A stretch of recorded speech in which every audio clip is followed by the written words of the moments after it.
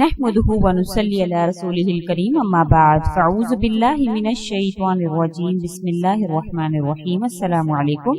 Peer Kamil channel ایک اور نئی خاص ویڈیو کے ساتھ آپ کی خدمت میں حاضر ہے۔ آج جو وظیفہ لے کر میں آپ کی خدمت میں حاضر ہوئی ہوں وہ یوم عرفہ یعنی 9 ذی الحج کا وظیفہ ہے۔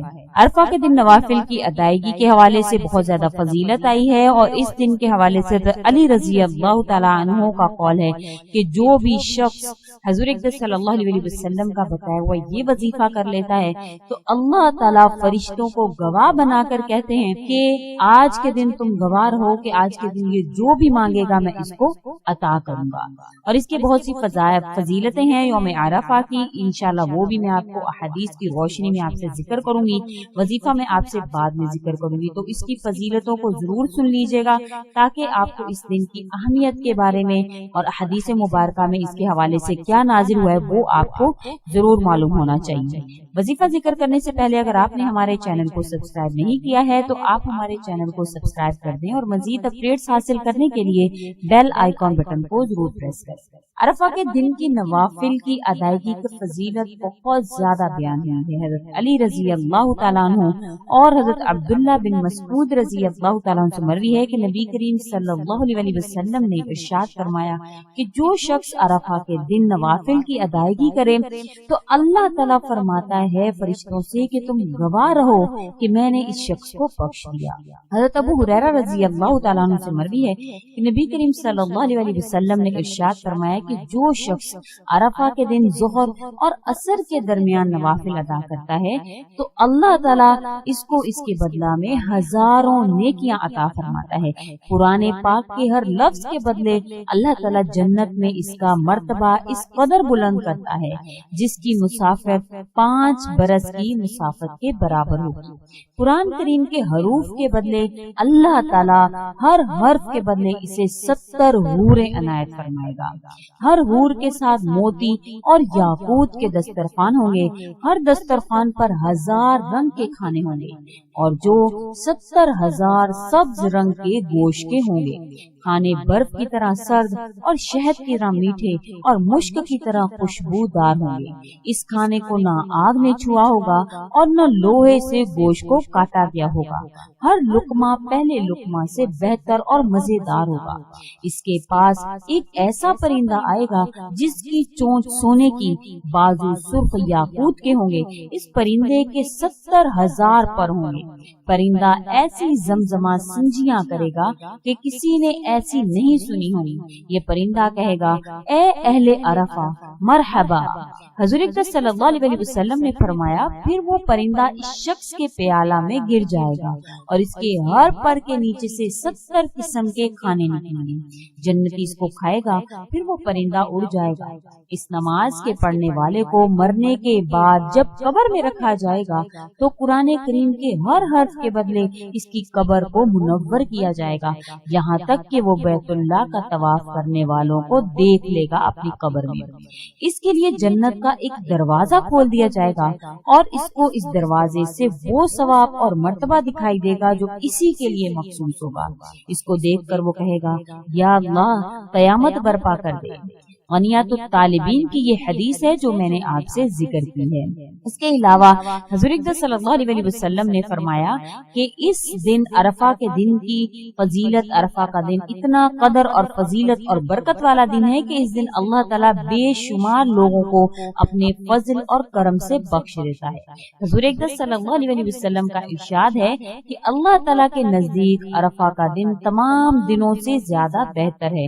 اس دن اللہ تعالیٰ خصوصی طور پر آسمان دنیا پر متوجہ ہو کر فرشتوں کے سامنے اپنے حاجی بندوں کی عاجزی اور درماندگی کی حالت پر فخر کرتا ہے۔ فرشتوں سے اللہ فرماتا ہے کہ فرشتوں دیکھو میرے بندے پریشان دھوپ میں میرے سامنے کھڑے ہیں، یہ لوگ دور دور سے یہاں آئے ہیں، میری رحمت کی امید انہیں یہاں لائی ہے، حالانکہ انہوں نے میرے عذاب کو نہیں دیکھا۔ اس فخر کے بعد لوگوں کو جہنم کی آگ سے آزاد کرنے کا حکم حکم دیا جاتا ہے اور عرفہ کے دن اتنے لوگ بخشے جاتے ہیں کہ اتنے کسی دن بھی بخشے نہیں جاتے۔ یہ ابن حبان کی حدیث ہے جو میں نے آپ سے ذکر کی ہے۔ اس کا وظیفہ حضرت علی رضی اللہ تعالیٰ عنہ سے مروی کیا جاتا ہے۔ حضرت علی رضی اللہ تعالیٰ عنہ فرماتے ہیں کہ نبی کریم صلی اللہ علیہ وسلم نے ارشاد فرمایا کہ موقف عرفہ کے دن اس دعا سے افضل کوئی قول یا عمل نہیں، اللہ تعالیٰ اس دعا کے پڑھنے والے کی طرف متوجہ ہوتا ہے۔ حضرت علی رضی اللہ تعالیٰ عنہ فرماتے ہیں کہ نبی کریم صلی اللہ علیہ وسلم عرفات میں قبلہ رو ہو کر دعا مانگنے والوں کی طرح دونوں دست مبارک پھیلا کر 3 مرتبہ لبیک اللہم لبیک فرماتے، پھر 100 مرتبہ یہ کلمات پڑھتے۔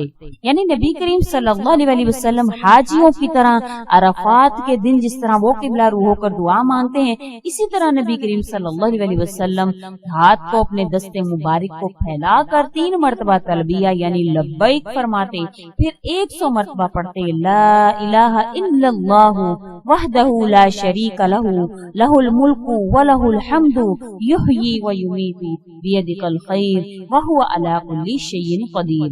یہ کلمات آپ صلی اللہ علیہ وسلم 100 مرتبہ پڑھتے۔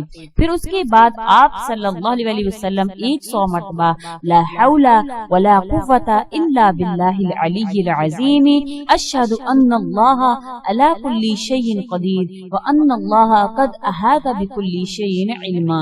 یہ کلمات آپ صلی اللہ علیہ وسلم 100 مرتبہ پڑھتے۔ اس کے بعد آپ صلی اللہ علیہ وسلم 3 مرتبہ فرماتے ان اللہ هو السمیع العلیم، پھر 3 مرتبہ آپ صلی اللہ علیہ وسلم سورۃ الفاتحہ پڑھتے۔ ہر مرتبہ سورۃ الفاتحہ بسم اللہ الرحمن الرحیم سے ہی شروع فرماتے اور آمین پر ختم کرتے۔ اس کے بعد 100 مرتبہ سورۃ الاخلاص پڑھتے، پھر 1 مرتبہ یہ کلمات پڑھتے بسم اللہ الرحمن الرحیم اللہم صلی علی النبی الامی ورحمۃ اللہ وبرکاتہ۔ اس کے بعد آپ صلی اللہ علیہ وسلم جو چاہتے دعا فرماتے۔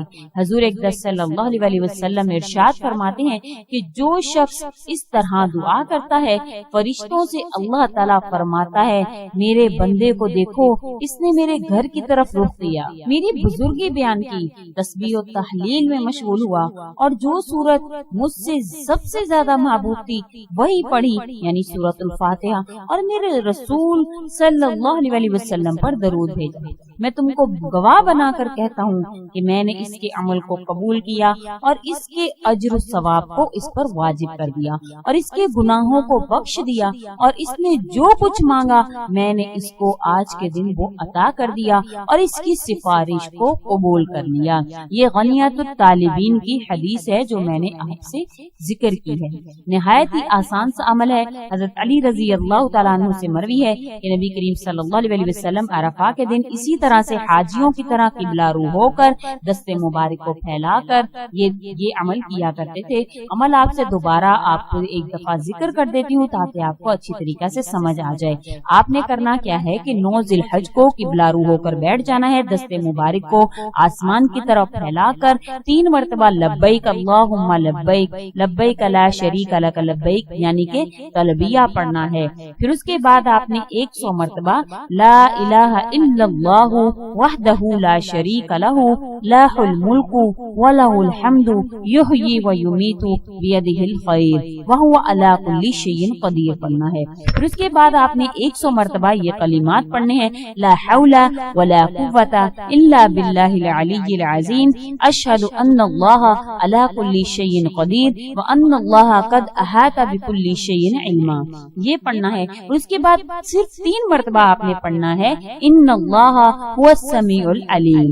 پھر 3 مرتبہ آپ نے سورۃ الفاتحہ کو بسم اللہ الرحمن الرحیم سمیت پڑھنا ہے اور آمین پر ختم کرنا ہے۔ پھر اس کے بعد آپ نے 100 مرتبہ سورۃ الاخلاص پڑھنی ہے، اور پھر صرف 1 مرتبہ آپ نے یہ درود پاک بسم اللہ الرحمن الرحیم اللہم صلی علی النبی الامی ورحمۃ اللہ وبرکاتہ پڑھنا ہے۔ اس کے بعد آپ جو بھی دعا اللہ سے مانگیں گے انشاءاللہ تعالی اللہ تعالیٰ اپنی قسم کھا کر فرما رہے ہیں فرشتوں سے کہ میں اس کی دعا کو ضرور قبول کرتا ہوں۔ تو انشاءاللہ تعالی آپ یہ عمل ضرور کریں. نہایت مجرب حضور اقدس صلی اللہ علیہ وسلم کا بتایا ہوا حضرت علی رضی اللہ تعالیٰ عنہ سے مروی عمل ہے. انشاءاللہ تعالی میں امید کرتی ہوں کہ آپ یہ عمل کریں گے تو اللہ تعالیٰ آپ کو ضرور بضرور عطا فرمائیں گے، کیونکہ یہ نہایت مجرب، آزمودہ اور نبی کریم صلی اللہ علیہ وسلم کا کیا ہوا عمل ہے، جو کہ آپ کریں گے تو انشاءاللہ آپ کی حاجات ضرور قبول ہوں گی. میں امید کرتی ہوں کہ آپ کو یہ عمل، یہ وظیفہ ضرور پسند آیا ہوگا، کیونکہ میری ہمیشہ کوشش ہوتی ہے کہ احادیث مبارکہ سے آپ کے لیے اعمال لے کر آؤں، اور یہ بھی حدیث مبارکہ سے ثابت شدہ عمل ہے. انشاءاللہ میں امید کرتی ہوں کہ عرفہ کے دن آپ یہ مسنون عمل کر کے اپنی حاجات کو اللہ کے آگے رکھیں گے، اور اللہ تعالیٰ اپنے فرشتوں کے درمیان اسی طرح آپ کو پکار کر آپ کی حاجتوں پر اللہ تعالیٰ ان کو ضرور قبول فرمائیں گے. میں امید کرتی ہوں کہ آپ ضرور یہ عمل کریں گے. اگر آپ کو ہماری یہ ویڈیو اچھی لگی ہے تو اس کو لائک کریں اور زیادہ سے زیادہ آگے شیئر کریں تاکہ مزید لوگ اس سے مستفید ہو سکیں. اسی کے ساتھ اجازت چاہتے ہیں. وآخر الدعوانا ان الحمد للہ رب العالمین. اللہ حافظ.